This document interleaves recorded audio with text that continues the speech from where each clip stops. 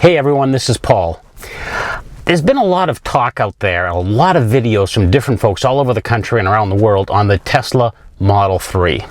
Do I have a reservation for one? You bet I do.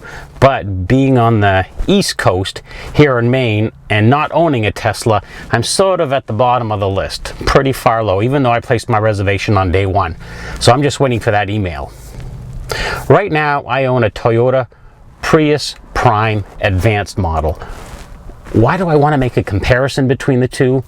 Well, I've been a Prius owner since the original came out in 2001. I own a 2004, and then I decided I wanted to go more EV, and obviously being here in Maine, do we have many EVs? No.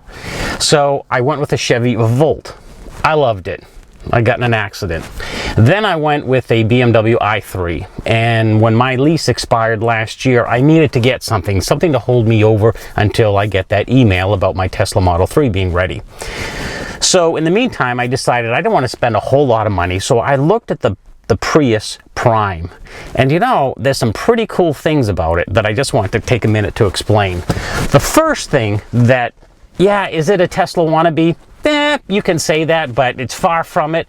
But there are a few similarities I want to bring out. First is the screen. The screen is pretty cool because even though it may not be as advanced as the Tesla, hey look, I'm down here, and if the Tesla's up here, not knowing what the Teslas are really like, I've got nothing to compare it to. So to me, this is pretty cool. Now, if you're coming from a Model S or a Model X, yeah, granted, you're going to probably say this is pretty bad. But for me, right now, hey, it's not a bad option. So we look at the screen, and yeah, you got to shift your eyes a little bit to the right. Big deal. It's sort of a training vehicle, I guess you could say. Now, is it called the binnacle? That screen right in the center of the steering wheel?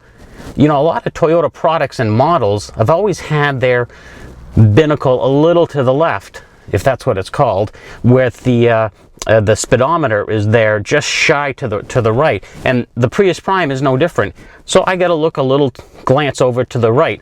Now, granted, I do have the head-up display, which is pretty cool. Not only does it show me the speed, it will also show me the direction when I've got the navigation on, and state of charge, how much battery I've got left. Okay, 25 miles you've heard on the Prius Prime, not very far. Well, for my case, I don't have to go very far. 10 miles typically, usually do my commute, so for me that's pretty good. The last thing I want to say for right now are the controls on my steering wheel. There are so many options on here that in essence you can really do a trigger something, you know, turn the radio on either from the screen or from one of the buttons on the steering wheel. There are at least two ways to do something. So I've got from the heated steering wheel to, you know, some of the safety features I can turn on and off.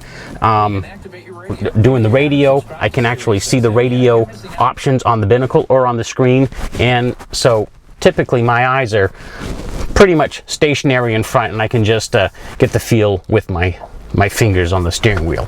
So those are my thoughts. Let me know what you think. I don't think it's a bad option for the money. So if you are waiting for a Tesla Model 3, in the meantime you need a new vehicle, look at the Prius Prime. It's really not a bad deal.